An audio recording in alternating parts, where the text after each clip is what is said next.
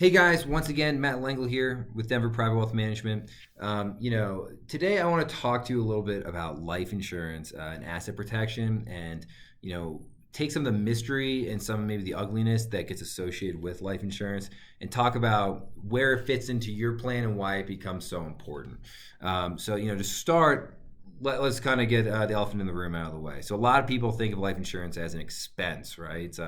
It's something that's sort of a waste of time. I don't need it. Why would I be paying money for something?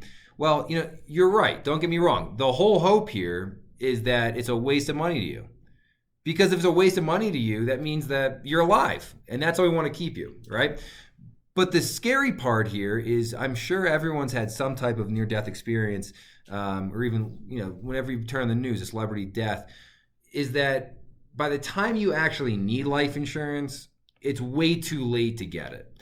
And so that's where the planning part of it comes into play, to make sure that we are insulating ourselves from this huge catastrophic loss that could occur. Forget emotionally. Obviously, look, your family is going to be mourning either way. But the last thing we want is that something happens to you and now suddenly house can't get paid off, spouse needs to go back to work even if they didn't want to, kids can't go to college anymore, or even if it's not on the personal side, business owner, you pass away. Well, you have this illiquid asset that's a business. So what happens? Does the company go bankrupt trying to pay out your family for your interest share? How does this all work? What if a key person dies, someone at the company? What's that do in terms of financial impact to you? These are all the things that life insurance, at the end of the day, life insurance is just taking that inherent risk in your life, and by you paying money, it's going to shift it to somewhere else, such as the life insurance carrier. So now we appreciate sort of what makes life insurance important. It's also going to be very important to make sure that we're understanding the different types of life insurance. And that's really kind of two different buckets here, which is permanent insurance and term insurance. Now, permanent insurance, a perfect example would be something called whole life. Another product out there in the permanent world would be universal life, as well as something maybe called guaranteed universal life as well. Now, permanent insurance is inherently more expensive because permanent insurance is going to cover you over your entire life. So an insurance carrier, knows that at some point they're paying this money out to you, and because of that, it becomes a little more expensive. But the positive is that that at some point you're going to get paid out. On the other side is something called term insurance. Term insurance can be very cheap comparatively to permanent, and all term insurance does is going to cover you for a certain amount of years.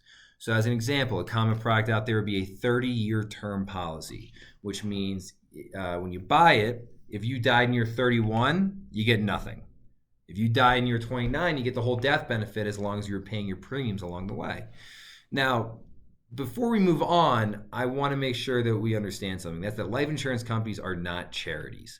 So they are trying to make a buck just like everyone else.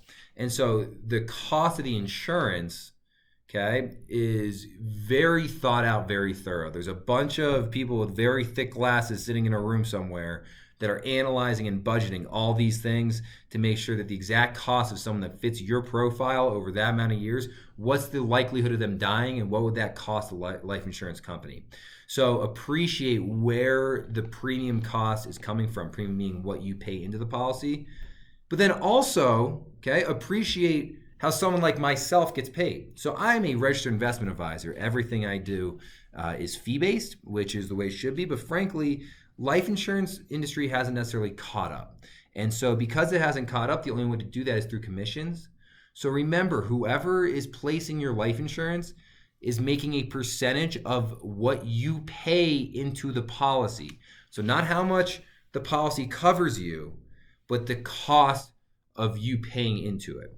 So now that we know that, it's important as when you talk to people to appreciate that permanent life insurance, specifically whole life would be the most expensive, means that someone's going to be making a lot more money off of you because they higher premium than maybe a term policy would. As a whole, once again, the reminder is that most likely you will never need this. We're just insulating this catastrophic loss that is going to occur. And if that's our main goal here, then if I'm talking broad, broad rules of thumb, usually just get it in the most cheap way possible, which is gonna be that term insurance. We're gonna talk through maybe some more sophisticated options down the road, such as buy sell insurance, estate planning, things like that, where permanent insurance comes into play and is incredibly important. And I'm not trying to bash permanent insurance as a whole. I would just warn people out there that maybe permanent insurance and whole life insurance is sold more than it really should be compared to the overall demographic of people out there. So hopefully this is a little bit of dipping a toe into life insurance. Please feel free to reach out to Denver Private Wealth Management. A conversation is always free. Once again, I'm here to empower and educate to the best of my abilities. Would love to speak to you further on the matter.